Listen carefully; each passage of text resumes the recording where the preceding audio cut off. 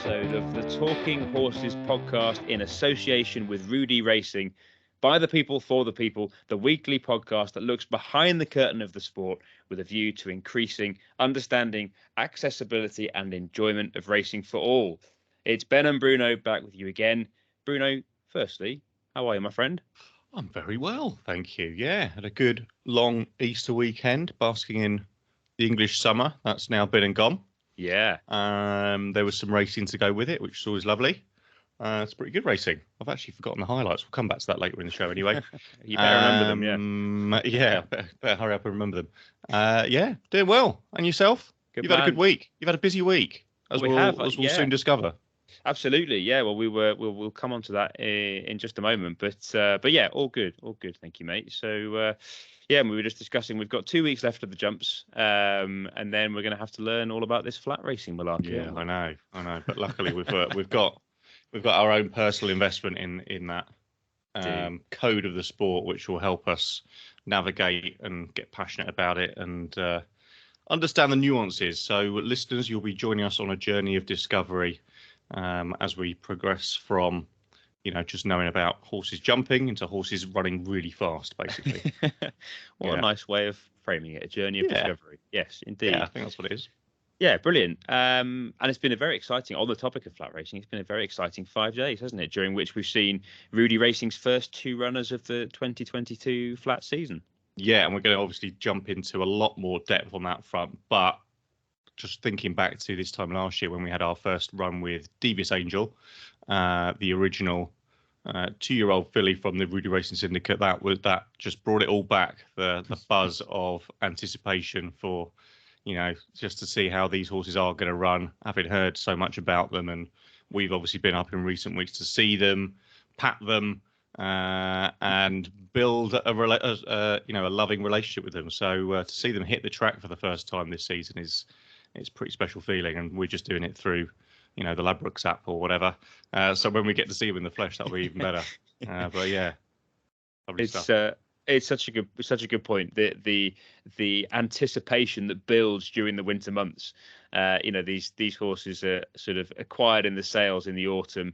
Yeah. And then you've got 6 months of very little, other than just, the odd bit from the yard until February, early March, when they start to get on the gallops and you start to get sort of videos coming through and you start to see them in the flesh starting to learn their job, and the excitement just skyrockets. So it's a very important context to everything that we're going to cover in this episode today. So I better explain the structure of what we're going to go through, shall I?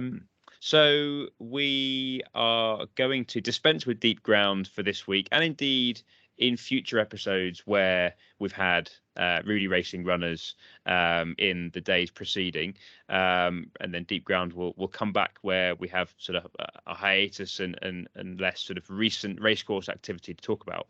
But this week, very excitingly, we have not one but 2 special guests that have very kindly taken time out of their schedule to join us. That is Hugo Palmer, trainer at Manor House Stables, and Ross Coakley, young jockey who's doing a lot of riding for Hugo at the moment, and indeed rode both Glorious Angel and Lordman for Roudee Racing in the last few days.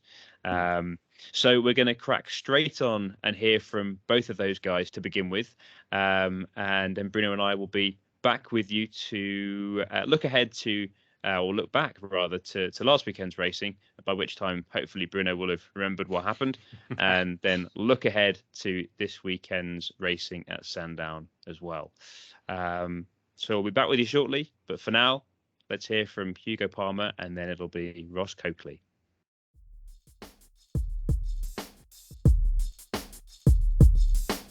So I'm here with Hugo Palmer, trainer at Manor House Stables, who's very kindly offered us a few minutes out of his very busy schedule to talk to us about the 2 Roudee Racing runners from the last few days. Hugo, how are you doing? Yeah, really well, thanks, Ben. Good man.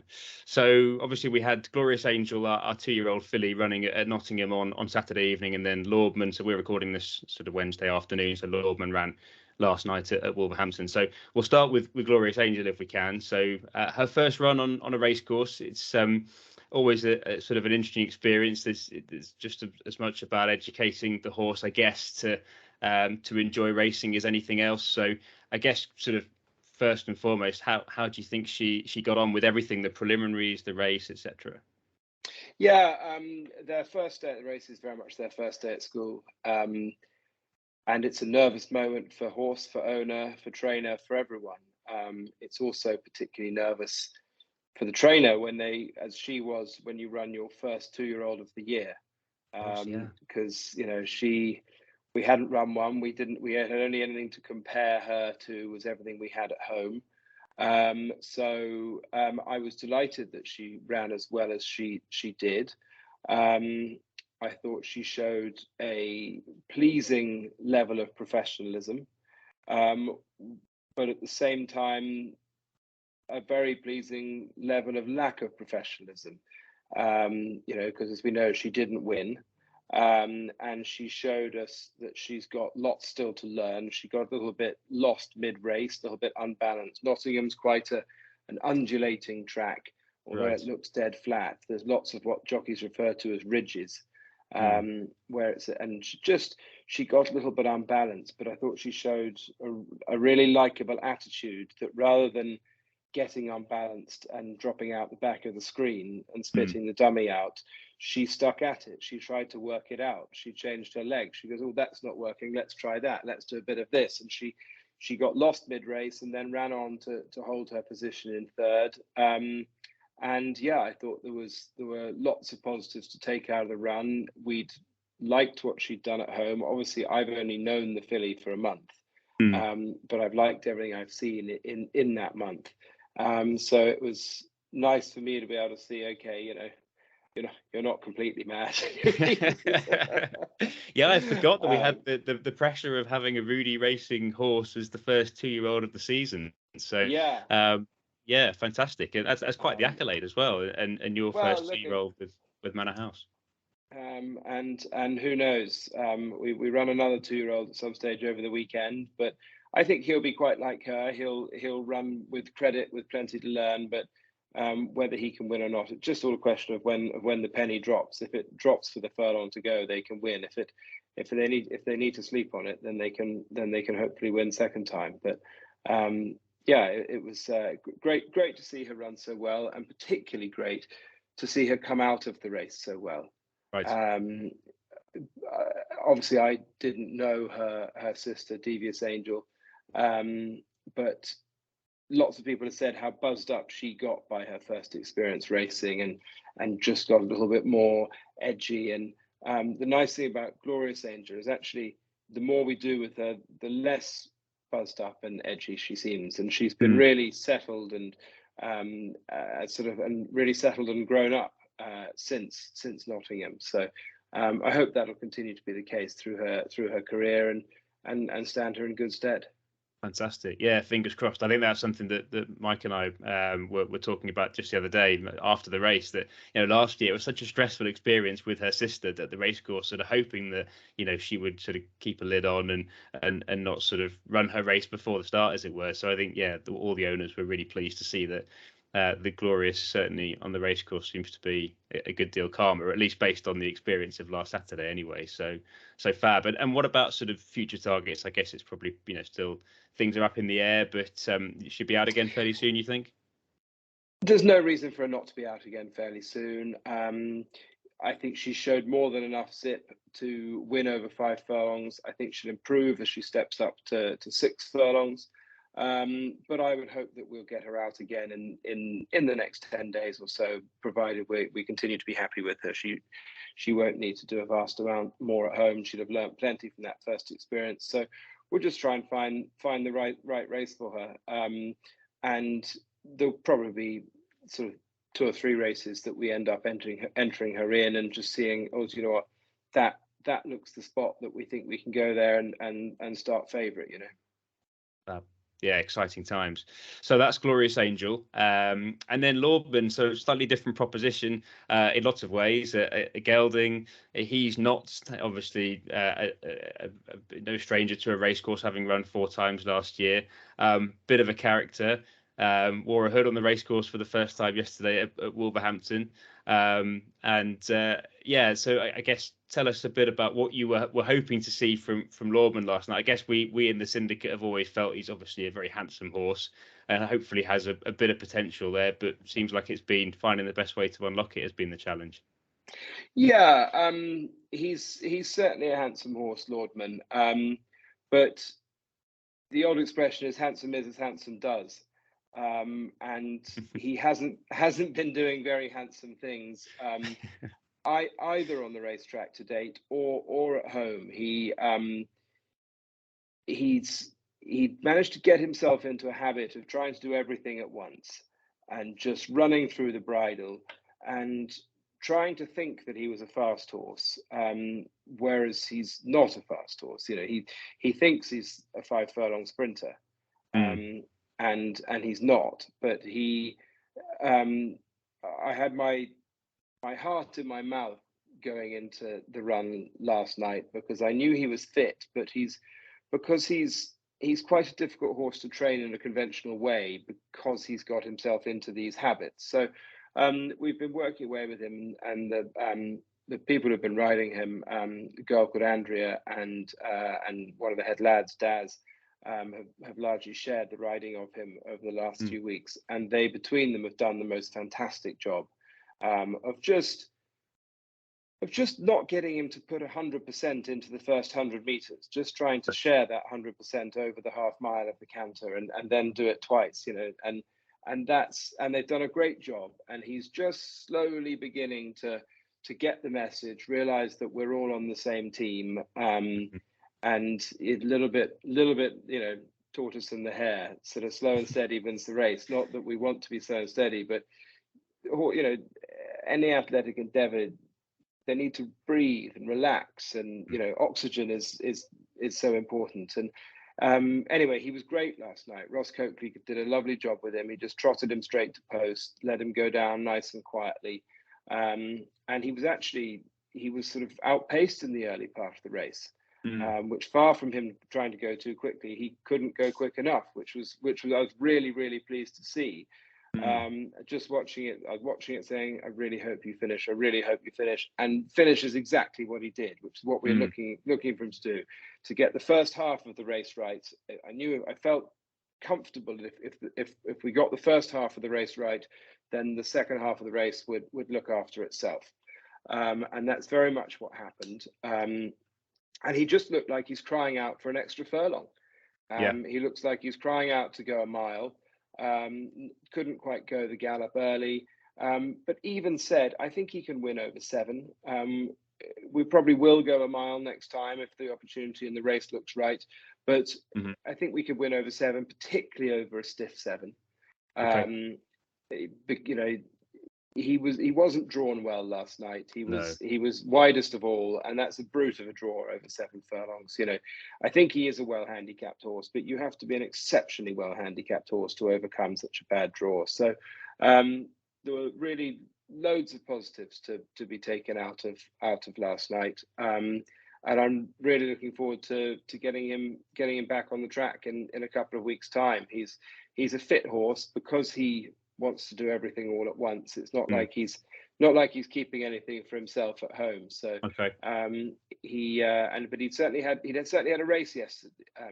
He's a little bit stiff this morning, but in many ways, you know, it's another good sign, because you want to see that a horse has put in his effort, that he's put in a shift for you. He's trying. He's on our side, which is really nice to see. So hopefully a mile, possibly probably if we can on grass. Okay. When you a bit slow away and outpaced like he was in the first part of the race yesterday, the kickback of the all-weather isn't that appealing, whereas they don't get that on grass. Right. So if we can find a race on grass, that'd be ideal. I do quite like the idea of running him round a bend, though. So a turning mile, somewhere like Thirsk. So why is that, Hugo, specifically? Because you think big horse, galloping horse, maybe a sort of a straight track might be better. So tell us why the sort of bend is. I mean, well, he's he's I know everyone refers to him as big. He's not particularly big. Right. He's just very average sized. He's certainly not small. I think just because, as I was saying earlier, with his wish to do everything in a bit of a hurry, we're trying to reschool him, get him thinking about doing things the way that we want to do them. And the turn of the track, like it did last night, just gives him something else to think about. And if he were to lock on in a slightly slower run race over a mile, the turn gives you a chance just to break that lock a little bit, and for the jockey just to say, come back here, listen to me. Whereas a straight open mile, it's sometimes harder to get cover, and when they can see the winning line from the word go, that might not play to his strengths immediately. But I mean, unfortunately, I don't write the race program, so we'll have to try and find the right race. But so somewhere like Thirsk, if there was a 0 to 65, 0 to 70 mile at Thirsk, very similar setup to Wolverhampton last night, although just a bit bigger. It's just a one turn race from the back straight to the front straight. I think that would suit him very, very well, but I haven't quite identified the race yet. Well, it's less than 24 hours since he ran, so we'll give you that period of time to work out what's next. But fantastic. No, well, it sounds like from a sort of the sort of future targets perspective, there's a bit of opportunity there with regards to trip and track. So so exciting to see where he goes next. And he's come out of the race okay. Yeah, like I said, he was a little bit stiff, but that's a good thing. He ate up last night, and he looked like a happy horse today. He's been out and had his head down and had some grass, and obviously he's had a well-earned day off today, and he'll have a quiet little canter tomorrow. But all the signs are that everyone's happy with him, so fingers crossed. Indeed. Good man. I can't let you go without asking very quickly about another horse that from the syndicate that we have entered for next Thursday, I think, at Redcar. That's Roudemental. So just sort of very briefly, your thoughts on him, having sort of had him in your care for sort of 5 weeks now, and what the hopes and expectations are for his first run of the year. Yeah, I'm looking forward to running Roudemental because I've really felt he's improved over the last 4 or 5 weeks. He's really tightened up physically. He's lost a lot of weight. His work's been pleasing. We're stepping up in trip with him again. He's going to have 2 entries at Redcar, either 1 over 8 furlongs and 1 over 10. I think all things being equal, we'll probably run over a mile. But if we got in it and the mile looked a very weak race, as a very strong race, and 10 furlongs was, oh God, that actually might be winnable, then we could try 10. But I think we will end up trying 10 as the year progresses. I think I'm confident he will stay. I think he's bred to. We've given him a bit of help with the way he's been moving. He was a little bit sort of sore and jarred up all round. So he's had some cortisone injections, which will help him, which have helped him. He's moving a huge amount better now. Anyone who's familiar with Roudemental would have seen his lack of ability to trot, and that's not a lack of ability he's been born with. That's because he's sore and it hurts him to trot. Right. So he's never going to be an extravagant trotter like a 3 mile national hunt horse. But he can trot now. We've got our lightest rider on him as well, which is really helping. He's trotting much better with 7 stone on his back than he was with 10. Not that 10's a heavy rider at all. We've just got our lightest rider on him, and that's definitely helping him. So I've been really pleased with all those little changes that we've made. His work's been good. He's sounding pretty clean in his wind, and he's been training in a tongue tie every day, which, because he had a little wind surgery, didn't he, in the winter.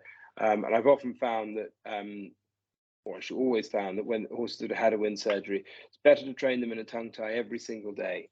It just puts everything in their throat in the right place to start with, and then and so that as the horse gets fitter and tighter and loses weight and more toned, the same happens to the throat as well. When they're unfit, they have, like we all do. If you put on weight, you tend to put it on fairly equally all over your body. You put on a layer of fat in those places, and just in the way that a horse does in their throat, so they can get an unfit, flabby throat.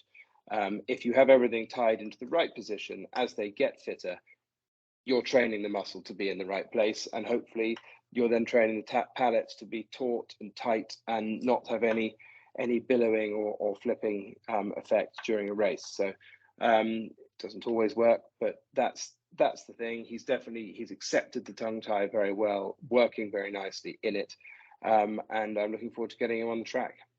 Fantastic. Yeah, well, we're certainly looking forward to seeing him. So wonderful, Hugo. Brilliant. Well, look, thank you so much. That's a really insightful view on those three the Roudee Racing horses, and hopefully we'll have the opportunity to have you back on the podcast as the season goes by. But yeah, we'll be watching keenly all the runners from the yard in the days and weeks to come. And good luck, and thank you again for your time. Pleasure, anytime. Good man.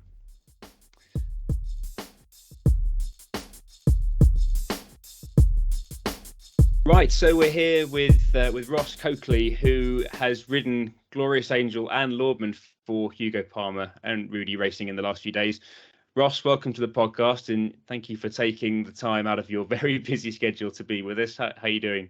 Not a bother, Ben. No, thanks for having me. Yeah, as I said, we're getting into the thick of it now. Things are really kicking into gear, but look, the weather's kinder to us now, and it's, I suppose everything's building, and these, like everything, the trials of all these classics are coming up, and the Guineas are only a couple of weeks away now, so the racing really gets going, and it's it's everything really kicks into gear, and it's a busy time of year, but look, it's an exciting time of year.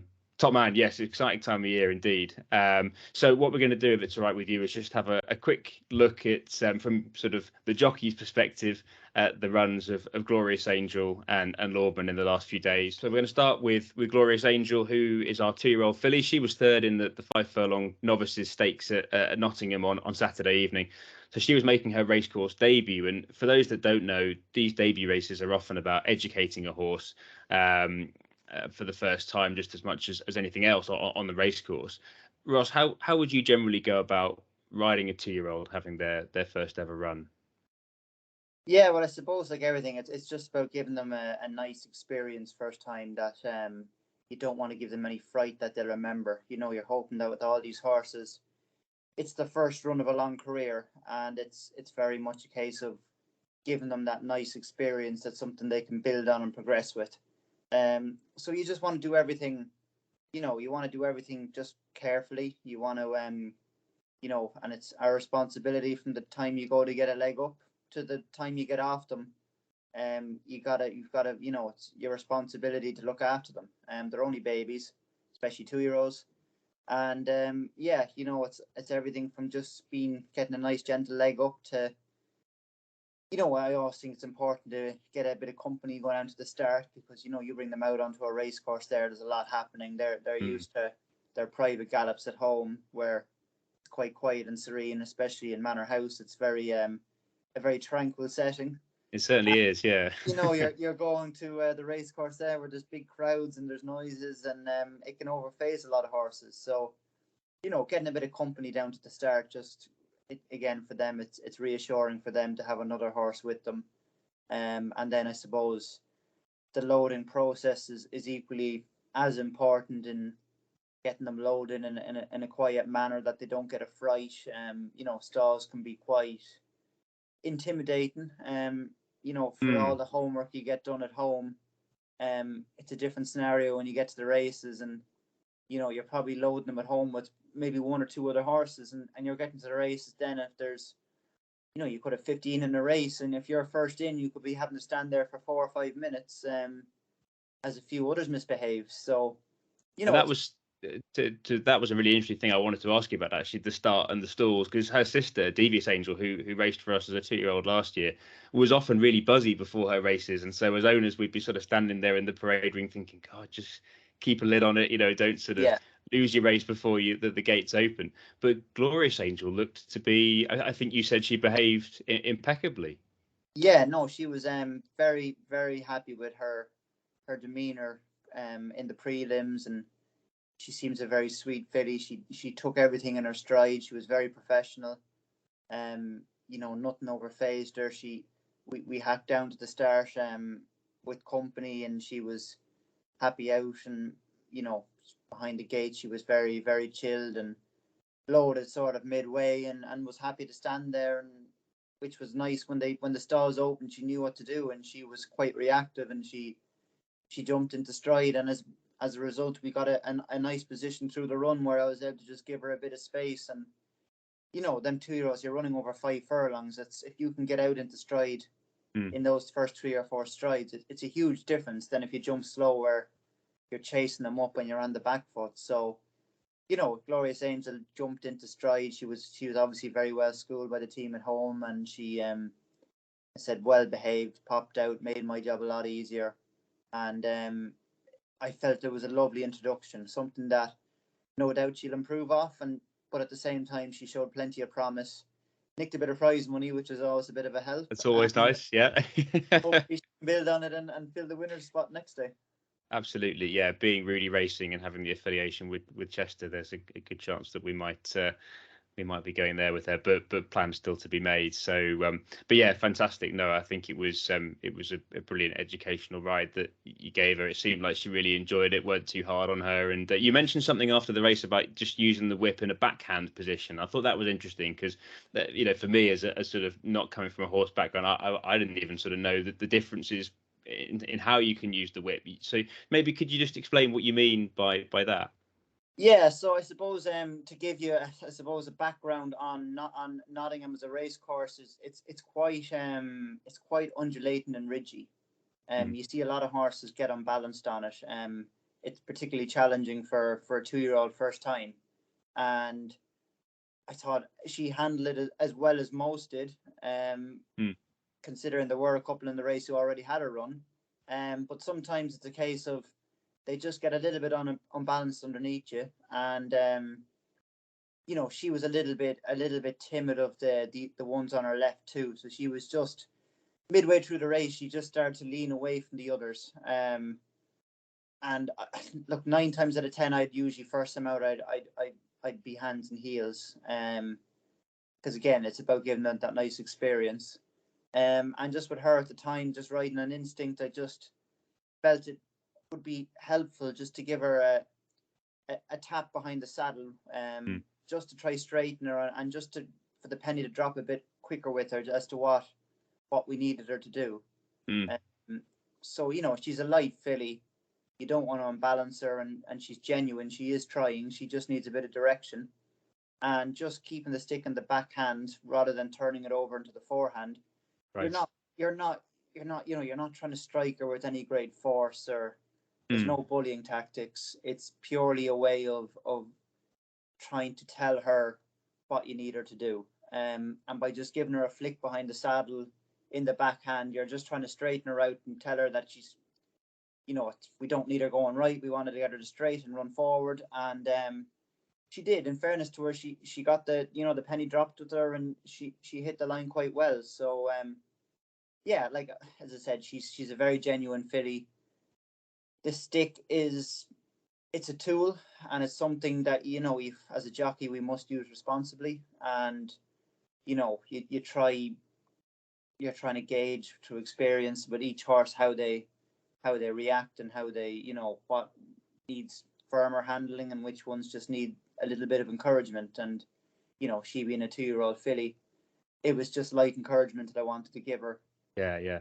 As I said, I thought she finished out the race really nicely, and she responded well to my urgings and showed plenty of promise. Yeah, she certainly did.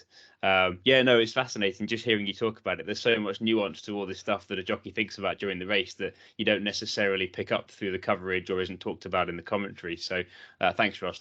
Hopefully that's a very interesting insight for our listeners and viewers there. So on to Lordman then, who was 5th in the 7-year-old, the 7 furlong 3-year-old handicap at Wolverhampton yesterday evening. So we're recording this on Wednesday. Obviously a different proposition to to Glorious Angel. He's a gelding to kick off. He's bred to go obviously a bit further than Glorious, who's a sprinter, more sort of 7 furlongs to a mile with Lordman, and he's really developed over the winter into his 3-year-old season. He's a big boy now, and a bit of a character. Obviously, we had him gelded, and he wore a hood for the first time on the racecourse yesterday. So I guess firstly, what's a horse like Lordman like to ride? How would you describe him from a jockey's perspective? Yeah, he's I suppose he knows, but he's had 4 or 5 runs now, to the fact that when he's at the races, he knows what it's about. He knows he's there to gallop. He knows what's coming, and he's just got he's a highly strung type of horse. You know, he's energetic. He's plenty of energy about him, and with him, it's just trying to curb that, and get him doing things the right way around. You know, horses, they don't know where the winning post is, and again, it's our job as jockeys to get them to use their energies in the right way and to go up through the gears rather than do everything the first 2 furlongs and capitulate. So, you know, Hugo he just said to me beforehand, he said, look, it was a bit of a fact finding mission. Obviously first run up, first run in a handicap, first run gelded, first run with the hood, and we had a very poor draw for around Wolverhampton in 11, you know. And the 12th came out as well, so we were on the very outside. Yeah, so we had nothing on our outside, which is never a help. You know, it's always nice to have one on your outside, because it just means they tend to jump a little bit sharper than when they have open space either side of them. So we had a hard task on paper, and myself and my Hugo and I, just discussing it beforehand, felt it was important to, I suppose the main aim was to get him doing things right, and learn something. You know, we didn't want him to do everything wrong and then be coming back not knowing whether he stayed or whether, you know, we wanted to have a direction to go with him, and something to build on. Again, it's the first run of the season. You're hoping it'll be a long season, so you want to start off on the right foot and learn where you're going to go from here. And as I said, the draw kind of did force our hand a bit, which again is unfortunate when it's something that's out of your control, but you just gotta, that's racing. Racing. So yeah, look, we took every precaution. We went down, we got up on him quite late in the parade ring. We trotted him to posts rather than cantered him, just everything to keep a lid on him and keep him in a good frame of mind. He did, the plan was to not try to go forward to take a position in the risk that A, we get caught wide, or B, we'd light him up and he'd do too much. So the idea was always that we'd just pop him out and slide across and get him cover and get him to try spit out the bit quite early doors. Now, I'll be the first to say it wasn't the plan. We jumped particularly slow. I put that down to A, the fact that we were on the wing and he had the starter literally beside him, so he was half distracted by the starter with the flag. Right. And then the horse on my inside actually jumped out into our path as well and gave him a little bit of a bump. Yes. Those 2 things just meant that we did lose, I would have said 3 to 4 lengths at the start. Which made all the difference in the end, because he was 5th by only 2 lengths in the end, right? Maybe, yeah, exactly. Like I said, as it turned out, we were able to it meant I was able to get my hands down on him anyway, because I was just rolling back into position. And as it turned out, he got into a nice rhythm. He switched off. We went along a good gallop, but it's a sharp track, Wolverhampton, with a very short straight. So you don't have much time to make up ground. You know, you're turning in there with just over 2 to go. You don't want to come around the field, so you have to kind of stay in with the revs up and hope you get the gaps. And you know, I was surprised. He came off at quite early doors. You know, 3.5 out. I was urging him along, just trying to get him to go forward, so that when the gaps came, I was ready to take them. And he just hit a bit of a flat spot with me, where I thought for a moment we were going to struggle. And again, the penny just dropped him as we turned in. Things fanned out in front of me. I just gave him a tap in my left hand, and next thing the penny dropped, and he all of a sudden got an idea what we were there to do, and he ran home really well. Like he was one of the strongest finishers. You know, he was probably only beaten about half a length for third.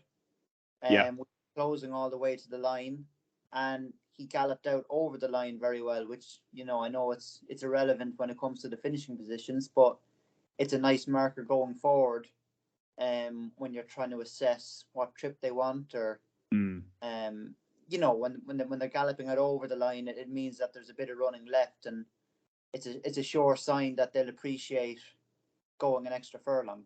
Interesting. That they're not coming to the end of their tether just yet.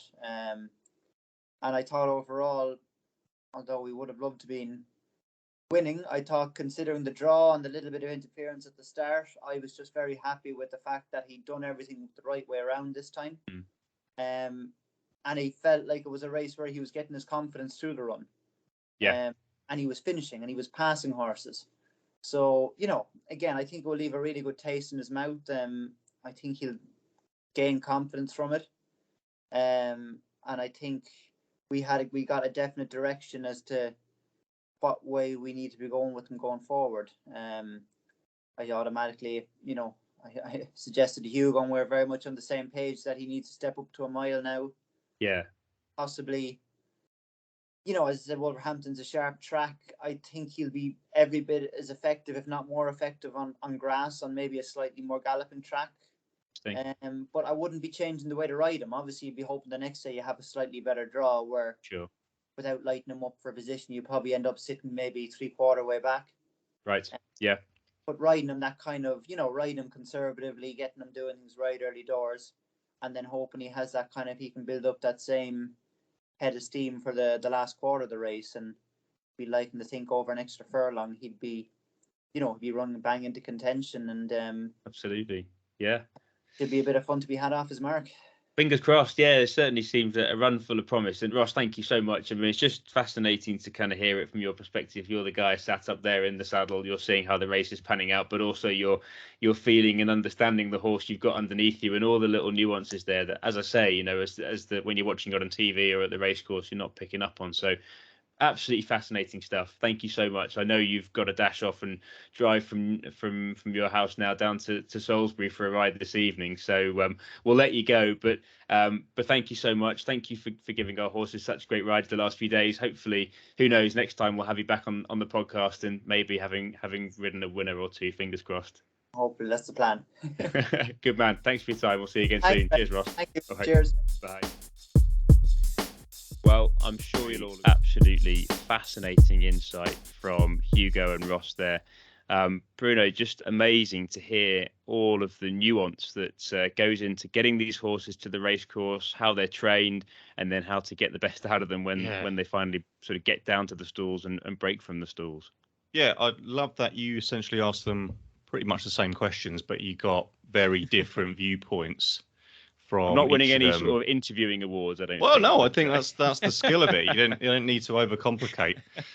Just, you know, ask them how you approached your job really, and you know, Ross's bit that we just heard from there was very interesting in the detail of race day and the race itself, and you know, the care he took with both horses really, but particularly with Lordman, who's got a reputation for being you know, a bit of a character, in making sure that he was ready come race time to do his job, and then how that race obviously panned out was interesting, and he was sort of, you know, he was more than satisfied with the outcome of that, so that was interesting. And then also his description of the track at Nottingham, you know, to us watching that, it just seemed like, you know, a standard flat track, but then he talked about ridges in the track, which might have been something that would have distracted Glorious Angel in her first start and left her unbalanced, and what he had to then do to correct that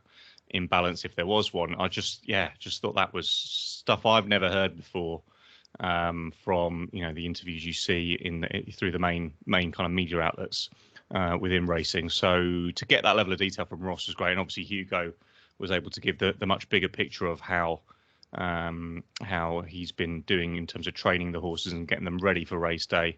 Obviously a little bit of detail on the race itself, and then thinking about the future. So yeah, overall we've got a very, very detailed picture of how these horses are doing and how they're kind of being perceived by both Hugo and Ross, and they both seemed quite optimistic about about where they're headed next. So that's exciting for us as part owners of these horses. But yeah, very well handled, very well interviewed, and you extracted the gold from those guys beautifully.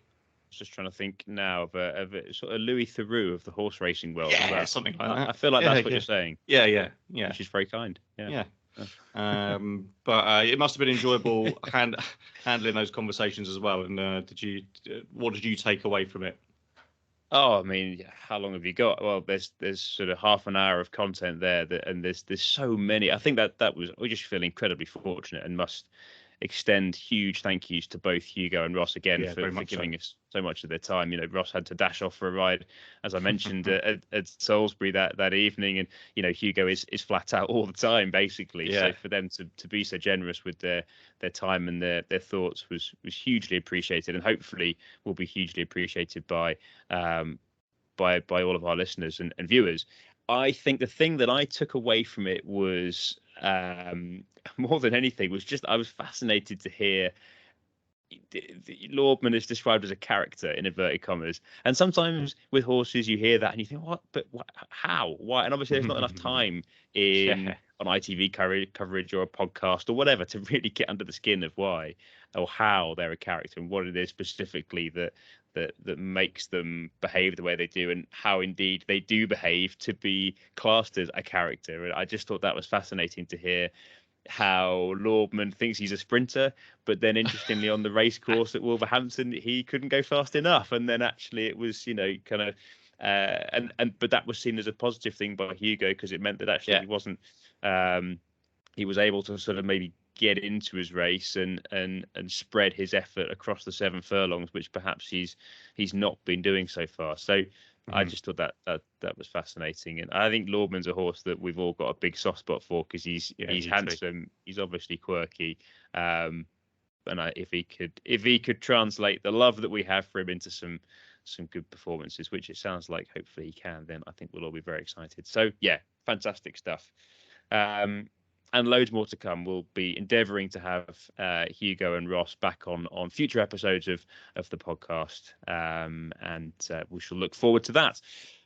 So, shall we move ahead to looking back on last weekend's racing, which predominantly, from our perspective, took place at Fairyhouse? Yeah, good little meeting there. We alluded to it last week. We're in that period of the season on the jump side anyway, where shock results are the norm, and this was no different, and no less than with the winner of the Irish Grand National on Easter Monday, Lord Lariat. Well, maybe it wasn't such a shock, because actually he's trained by the same guy who won it last year with a 151 shot. I know. But this one wasn't such a big price. I think he went off at around 40-1, but still that would have been a very, very handsome return. So both our shots at that were missed the target, but yeah, again, amazing story there, how a trainer like that can win the biggest prize in Irish National Hunt racing versus the dominant forces of Elliott, Mullins, Chickenstown, JP McManus, etc., who dominated that race in terms of the actual lineup. I think there were more than half of the runners were from either Chickenstown stud or JP McManus's ownership. So, and Lord Lariat was neither of those, and he won kind of easily in the end. Don't know. What did you think? Yeah, he did. I mean, it's one of those horses that you just know, but I didn't hear a single mention for him in the run up to the race from any pundits, any tipsters. I didn't look at him. You didn't look at him. No. He was, the one thing I did notice is he was carrying a featherweight. I think he was carrying 10 stone 5, and that does seem to be a bit of a trend, which is interesting because you feel like Fairyhouse, regulation fences, it's only 3.5 or 3.5. It's not the extreme trip of the Grand National. You feel like class would rise to the top, but actually, the last couple of years you had Latest Exhibition, who I think was favourite last year and came 4th. You had Gaillard de Menil, who was favourite this year and came 3rd. He came 3rd. Yeah. they were both pretty high up in the weights, as you would expect from horses that have been running in Greyborn chases previously that season. So, maybe that's something to take away from it. But the thing I loved about that, you hear a lot of talk about, and we'll come on to this in a little bit, the dominance of in 3 out, the dominance of the big yards, particularly in Ireland, but in the Ireland and Britain to a large extent. That dominance comes from sheer weight of horses. Mm-hmm. What it doesn't mean is that is that in a single race you can't have stories like this. And there's so much talk at the moment about what's wrong with racing and trying to sort of future-proof it. And those are really important discussions. But I also think it's really important to hone in on something like this. You've got a relatively small yard, a horse that isn't fancied in the betting that can turn up and run an absolute blinder. And that's happened 2 years in a row now in the Irish Grand National. And I think those are fantastic stories, and long may they continue. Yeah, I guess it's like Leicester winning the league, but happening on a much more regular basis. That's how kind of democratic, I suppose, the sport of racing is that you can still create those stories. And obviously, the week previously we had that with Sam and Robert Whaley-Cohen on Noble Yates as well, to an extent. So. There's an awful lot of soul searching going on around racing, like you say, but very, very important to highlight that this is this is a really unique story that does tend to happen more often than you might think it does, despite all the money around the biggest players in the sport. It's still pretty open, I would say. Absolutely, and I'm now wondering, given that you mentioned the Leicester analogy, of whether Dermot McLaughlin is some sort of a Claudio Ranieri maybe, Irish racing. So probably, he's probably not even that level. Do you know what I mean? Like Leicester were a Premiership side, and we're talking about a trainer who's probably more semi-professional in terms of the kind of well, I guess in terms of standing and investment, it's a different story. Leicester still had a huge ownership investment, I suppose, at that time. So yeah, it's a great story to have, and it's one of the great things about racing is that happens fairly often. And we should, for Dermot McLaughlin is probably not a listener to the Talking Horses podcast. Yeah, not thankfully not. Actually implying that you are semi-professional, and what a trading performance to win the Irish Grand National. But at the risk of offending any more trainers, so let's have a look at the weekend review with regard to our punts. Oh yes, Glon, go on, man. Another. I mean, wow, you're on at least a 3-timer, if not a 4-timer. I think if you take out the Grand National selection, take out the Grand National, that's fine. I think that's 3 in a row. I think that's the hat trick. Yeah, very good. What was it going back to? Win My Wings, Langadan, and then Glon, who went off 4-1 in the end. So as those of you that follow the Instagram page would have seen, I changed my half a point each way selection to a 1-point win selection, given that she was. I think 5-1, 11-2 in from 10-1 that morning, and she ended up going off 4-1. Not favourite, but Willie Mullins is far out. I think was favourite, but yeah, she was great. I said last week that I like the shape of these 2-mile handicap hurdles in Ireland. You can generally look for a horse that's got form in them. And I think, that was exactly what Glan had, but equally she was still relatively unexposed. The ground, the conditions were totally in her favour. And I hadn't realised when I put her up in the show that last week that Mark Walsh was doing his lowest riding weight in 14 months. So when I heard that on Saturday morning, I was very excited. That was definitely a telling piece of info, wasn't it? Because for a jockey to get to that level would suggest that he's got a chance of a pretty nice winner there. The last time I heard a jockey doing that was Robbie Power on the shunter in the 2020 Greatwood Hurdle at Cheltenham. Right. He did 10 stone for the first time in maybe his entire career, I think. So that's an interesting little angle. It's not the easiest one to dig out unless you've read it in the Racing Post. But if jockeys are getting towards the lower end of their riding weight, I mean, these guys and girls have got to sacrifice a fair bit to get down to that weight, so they're only going to do it if it's worthwhile. So that puts me at an £8.50 profit to £1 level stake, which is nicely there. I think we've come a long way from the doldrums of early February. So and yourself, you put up Nels well to win. Because you weren't sure what price she'd go off at. Frustratingly, she actually went off at a fairly decent each way price. Off at an each way price in the 17 end, to 2, I think. Yeah, indeed, 17 to 2. In terms of the run, one of those where clearly there was a strategy to drop her in, as they say in the racing world, and get some progress through the field as the race progressed, and that part never really happened. Perhaps she was just carrying a bit too much to sky through the field and come to win, but stayed on pretty nicely. Perhaps as well, the ground was better than the description. I think it was pretty quick ground in the end.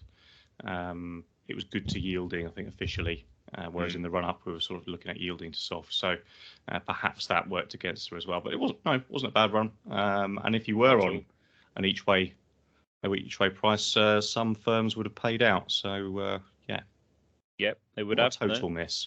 No, absolutely not. No, I think you're spot on with the ground. That was my view on it too. She was staying on at the finish, and generally just the sign of a horse that's probably just got a little bit outpaced. So and the winner was actually Bugs Moran, who she beat by a couple of lengths the last time out. So that turn in the weights clearly had an impact as well. Yes, turn in the weights is something that we're going to come on to with certainly my weekend selection anyway. Yes. Where's my where am I in the league table? Not the league table. I know where I'm in the league table. What's my points? Your level stake profit. You've slipped back into the red, but only slightly. You are minus 65 pence.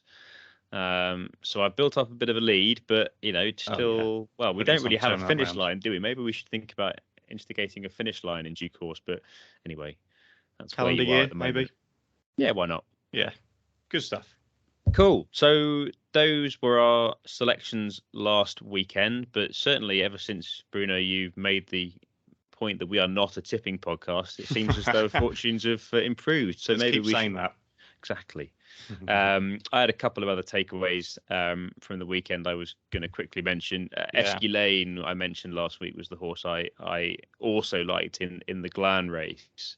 I liked the form of his October handicap, what could only be described as a romp at Down Royal. He had a lot of weight last weekend. He was top weight. I'm sure he wants softer ground. I actually thought he wouldn't run. I was quite surprised that he did in the end, having been taken out on better ground a couple of times earlier in the season. He did run very well in spite of those two factors. He was there all the way and finished strongly and very respectably. I think 6th in the end. He almost ran too well, maybe, because he's been left on a mark of 146 by the handicapper, which is sort of a little bit stuck in between. But he would definitely interest me on yielding or softer, and certainly in a race where he might be able to avoid top weight. I mean, he was running in graded races as a novice, and I think he may yet be a graded performer in open company. So I would keep Esquilane in the tracker. Absolutely, yeah. I think he actually ran to 5th, and off like you say, off top weight. That's a decent performance, and after a long break, right? So wonder what they'll do with him next. But yeah, one to keep in mind. Definitely a good point, that up at the long break for sure. And so then the other one that was just probably the performance of the weekend, even perhaps better than Galopin de Champs, just because we sort of expected what Galopin de Champs did, was Brandy Love in the Mares Novices hurdle on the Sunday at Fairyhouse. The Cheltenham runners in that race look to have run their races again. Orpiste ran a blinder, looking like, just for a second you thought, are they going to be able to reel her back in? But Love Envoy was second, having won at the Cheltenham Festival. Impervious, his finishing position behind Love Envoy, kind of implied that they sort of ran to about the same level. So for Brandy Love to do what she did implies a very strong level of form, I think. She was still jumping a little bit left and hung left across the track after the last, when everything else finished down the inside. But she was She won by 8 lengths in the end, and I'm pretty sure all of those 8 lengths were in that final, after the last, hanging left as well. So probably in reality it was more like 10 or 12 lengths. So it was a pretty impressive finish. Yeah, almost like she was just getting going, sort of halfway down the running and pulling away. So yeah, I mean, I was interested. I thought, given she's a Willie Mullins trained mare, and he's got such a great record with these top level mares, and generally keeps them hurdling, which I think he'll do with Brandy Love. I think she'll be very hard to beat in a lot of the Grade 1 mares races next year.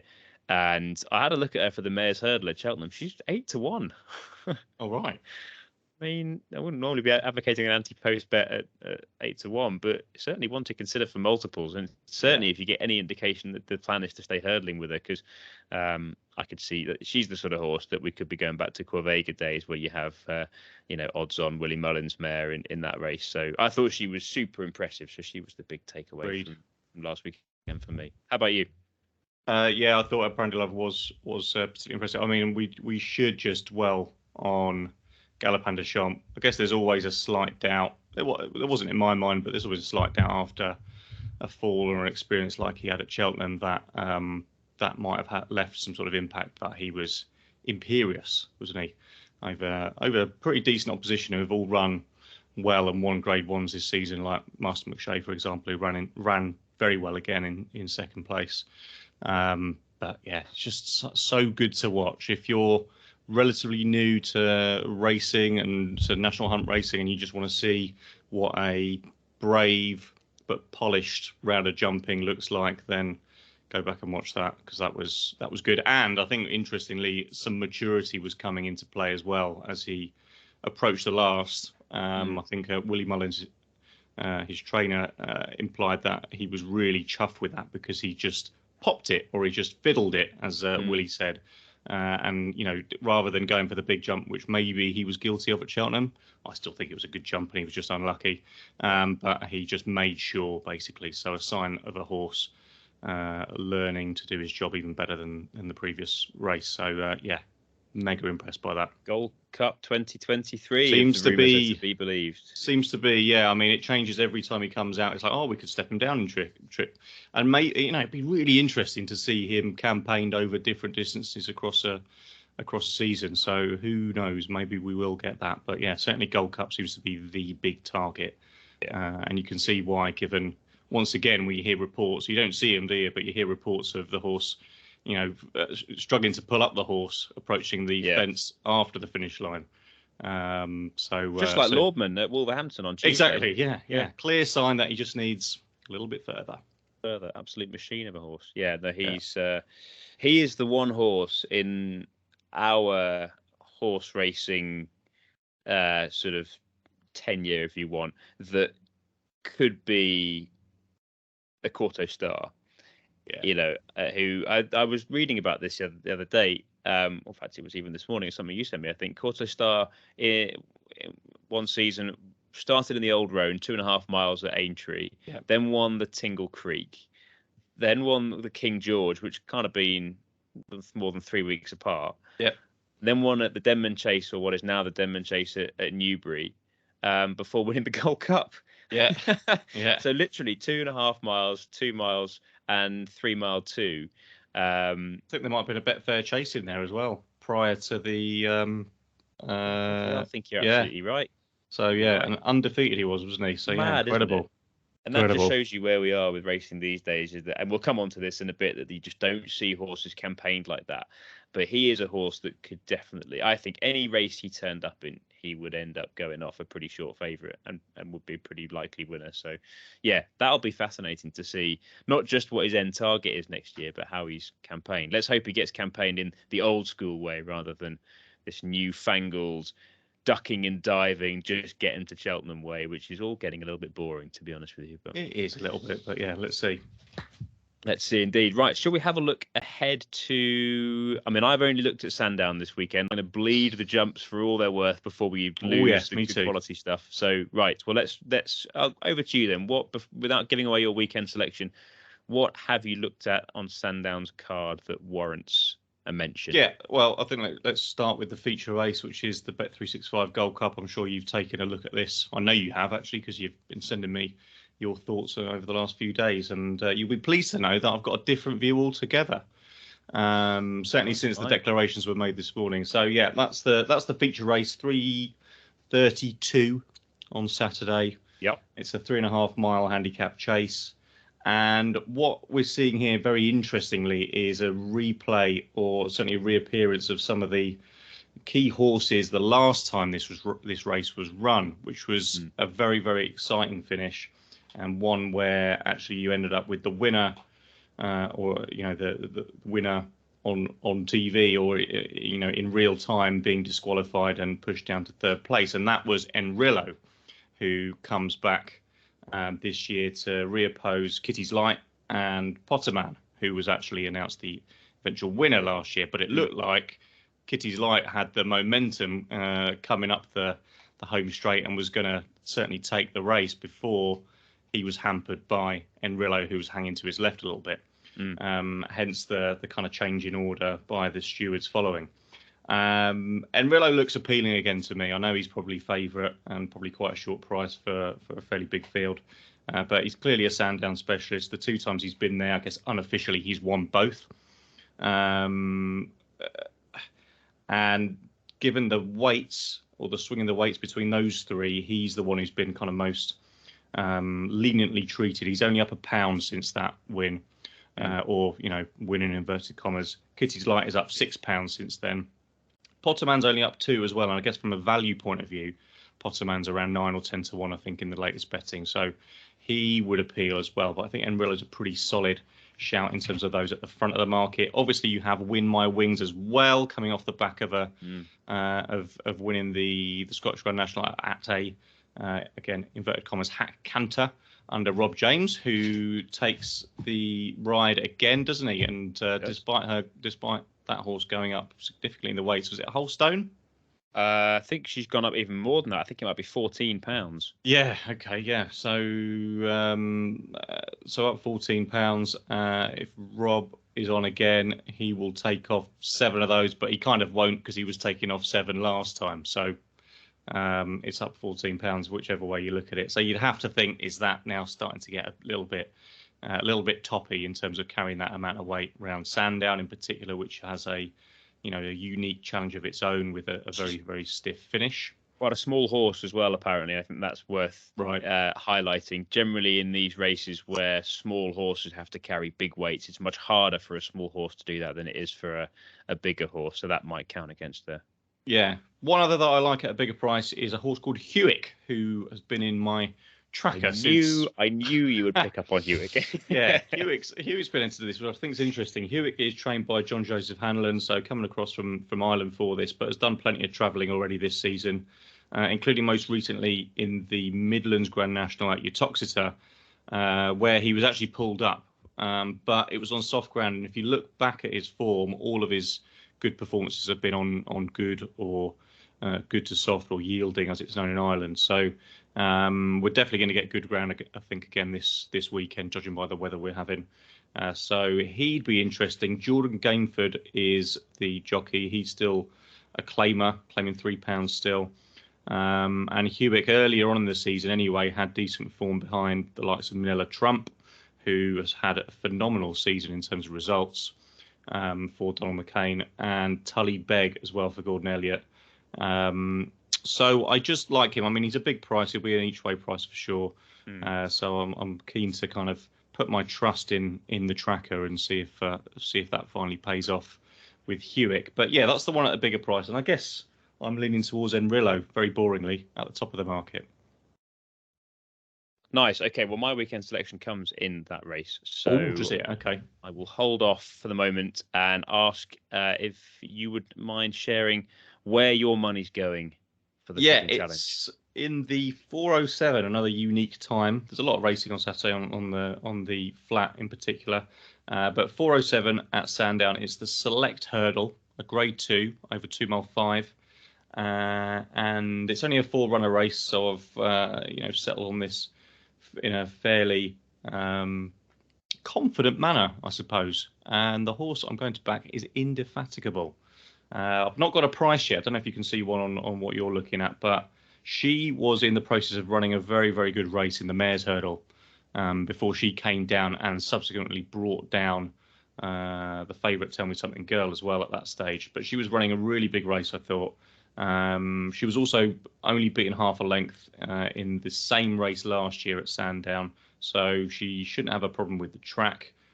She's obviously carrying bottom weight here with the mare's allowance, and I just think there's enough question marks around her rivals to suggest that she should be a pretty solid option in that race. Fusel Raffles is coming back over hurdles after being campaigned over fences for the last 2 seasons.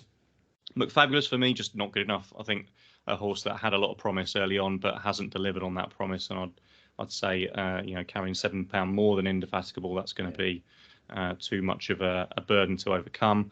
And the fourth horse is Scaramango, who actually has got some good back form but has been off the track for about 6 months. So I would suggest that if he was to win, then that would be a pretty impressive return after such a long layoff. So Indefatigable for me in the select hurdle. Interesting choice. Well, just looking at the betting, Hills, as they often are, the first firm to put up prices. Indefatigable is 3-1, third favourite.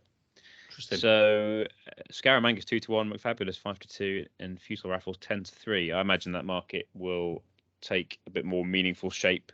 If you think Indefatigable is going to be latched onto, then you can get 3-1 now. But well, given I again got this ability to move markets, I would get on that pretty soon, guys. You think she's going to be sure to come the off?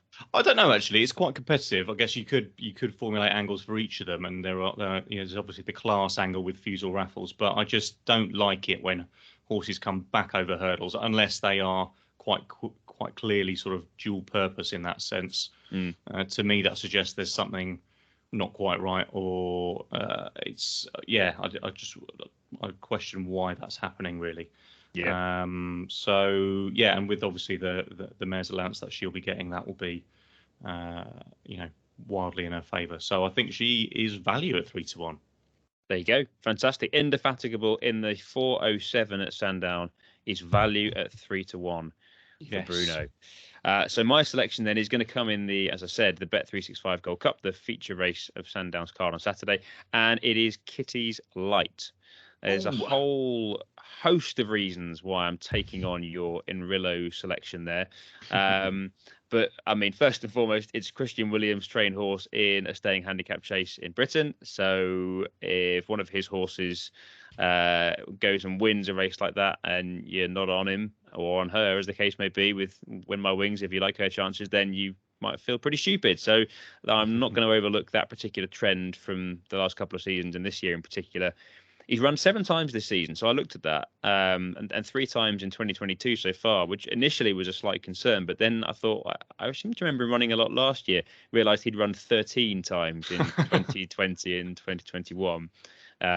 So he's had a similarly busy winter this year to last. He was the unluckiest of losers in this race last year, as you've mentioned, and he'd run 6 times before that point. From October last season, and he's run 7 times before this race since October this season. So similarly busy season. His form in the last 2 races has been good, so he's clearly taking his racing well. He's been second to his stablemates on his last 2 starts, Cap du Nord at Kempton and then Win My Wings at Ayr. Both were clearly very well handicapped. And actually at Ayr last time, I watched it back, and he had to come right from the back versus the winner, Win My Wings, who was up with the pace throughout. And actually, I think Kitty's Light could well have been much closer than the 7 lengths he was beaten by in the end, had he not been significantly hampered by a fall of 4 out, which completely passed me by when I was watching Win My Wings whiz up the home straight. But given all of that and the fact that he's got good ground in his favour, I think Kitty's Light, he's only 6. They think a huge amount of this horse. And I think he's definitely got progress left in him. He's £6 higher. You alluded to that in his minus Jack Tudor's £3 claim these days, which is the only negative. But as I say, he's 6. He's clearly improving. So it's Kitty's Light for me.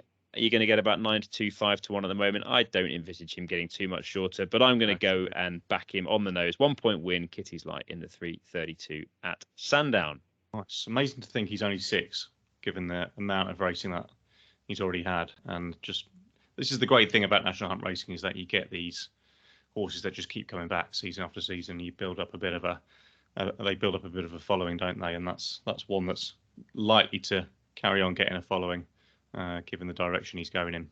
Absolutely, just yet another example of Christian Williams' unconventional training methods that are yielding sensational results, and hopefully we'll have another sensational result on Saturday. So 3 outs. We're going to start with Colin Tizard, who retires this week, and his son Joe is taking over in charge of that operation. Bruno, what's your favourite Colin Tizzy memory? The one that sticks out, it's a sort of painful one for us. I'm sure you know where I'm going now. Is Native Rivers win in the Gold Cup of 2018? Yes, I want to say.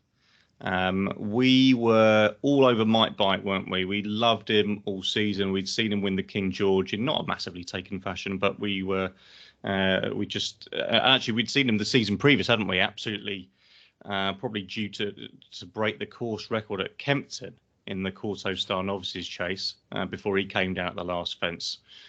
So we built up this kind of bond with Mike Bite, and we were all over him. But Native River just plugged on, as he characteristically has done in probably every race that he's won. He won the Welsh Grand National, of course, in the same season, didn't he? In the run up to winning that Gold Cup.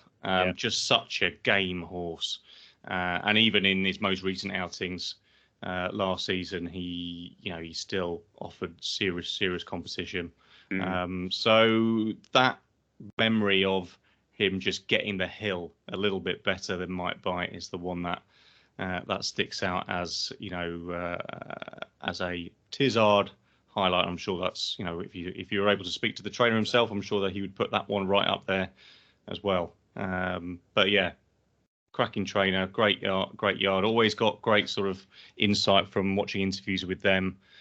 Clearly, his son Joe, who's going to take up the reins now, is somebody who's been close to the operation for a long time.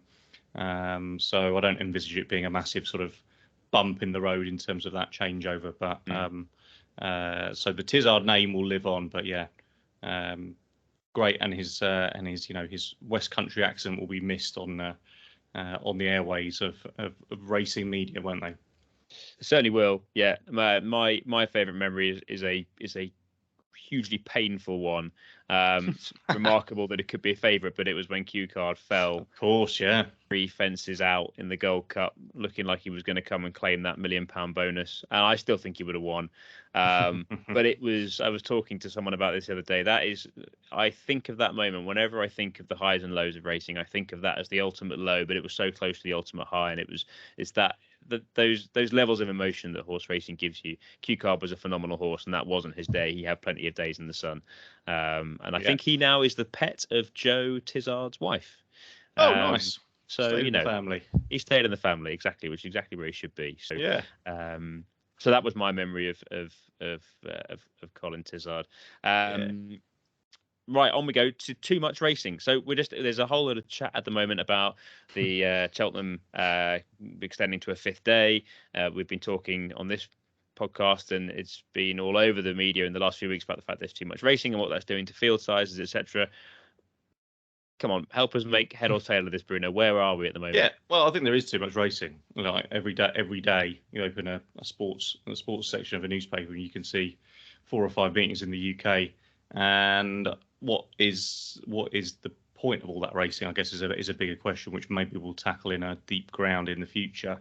But what I kind of want to bring forward is maybe another view that maybe a lot of this commentary is coming from people who have been involved in the sport over a number of decades and are longing for a return to the good times of, like that Quarto Star story you told earlier. And actually, why should trainers and owners put a horse through that kind of campaign? Just, you know what I mean? Like, there's maybe it's not a welfare issue, but I just don't know if that is how the sport really works anymore. It doesn't really make sense to me for horses to be aimed at lots of different targets. I think if you're trying to optimize your animal and your investment, why would you go down that kind of route unless you really knew you had a horse who could do it? So I don't know. I just feel like there's a bit of a longing for a bit of a nostalgic thing mixed in here, which I'm not that attached to because I've only been watching the sport for, seriously in the last 5 years. So I don't really long for these, uber competitive 3-day festivals. For me, 4 days is great, and I'm happy with 4 days.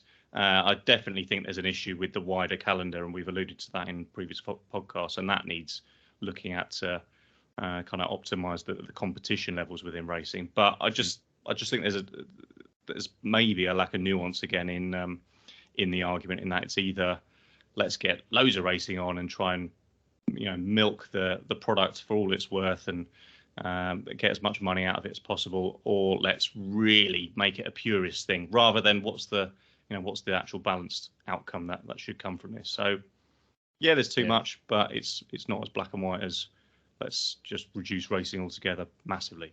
Yeah, indeed. I'm with you. It's just the progress of the sport. It's happened with all sorts of other sports, and I think you used the word optimizing there. That is exactly the point that is in my head, is that if you're the trainer, you're going to give your owners the best chance of having success. And that's the way the sport has become. It'll be interesting to see whether we have the same issue on the flat, because we talk about this a lot from a jumps perspective. I'm not quite sure whether it relates to the flat in the same way. So if anyone has any views on that, please do share, but we will endeavour to come back to that point as the flat season moves forward to see whether we're having similar issues. But yeah, definitely too much racing, whichever way you look at it. We're going to finish off with a little jargon bust. Yes.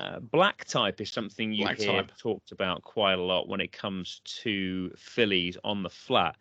What does black type mean, Bruno? Yeah, it's quite a humble kind of prize when you think about it. Black type essentially refers to your horse being called out in an auction guide in bold black type, which suggests that horse will be more noticeable by people potentially buying your horse. Now, the way you go about earning black type as a horse is through races that are classified as black type races, which are generally of a higher quality. Okay, so if you win or place in a black type race, like I say, your name gets highlighted in this bold, very visible lettering in these catalogues. And therefore, if you've got a horse that you are buying cheaply at a young age, and the plan is to run that horse in a few races, hopefully earn black type and sell it on, then obviously you can see the attraction of getting your horse kind of called out in lights in these catalogues. So that's the idea, and that's that was kind of the idea behind our investment with Devious Angel last year, was to see how that would go. We never got to the level where she could earn black type, but we certainly had a go at a few listed races where she had the opportunity to get it if she'd won or placed. So that is black type, and that's what we'll be referring to in the weeks to come, I'm sure, with reference to not only our horses within Roudee Racing, but also the flat season as a whole as that progresses. Indeed. That is the dream for anybody buying 2-year-old fillies, is to get some black type, and then you have some value on your hands. Thank you, mate. Brilliant. Very insightful as always. And these jargon busts hopefully are helping to just week by week demystify little elements of racing piece by piece. Fantastic. Well, that brings us to the end of a fantastic episode, a landmark episode, really, to have two such wonderful guests with us for episode 13. So I hope everybody enjoys it as much as we have. Remember that you can access the pod across all the usual podcast platforms. Please rate and review if you're so inclined. You can also subscribe to the YouTube channel for video versions of the pod. And make sure to follow Talking Horses podcast, all one word, on Instagram for news about the show and plenty else from the racing world, including our selections each week. Please do leave us your questions on any of those platforms, or comments if there's something you'd like us to tackle or reflect on in future shows. But for now, enjoy the racing this weekend, the finale of the 2021-22 jump season at Sandown. Gamble responsibly. We will see you all next week. See you next week.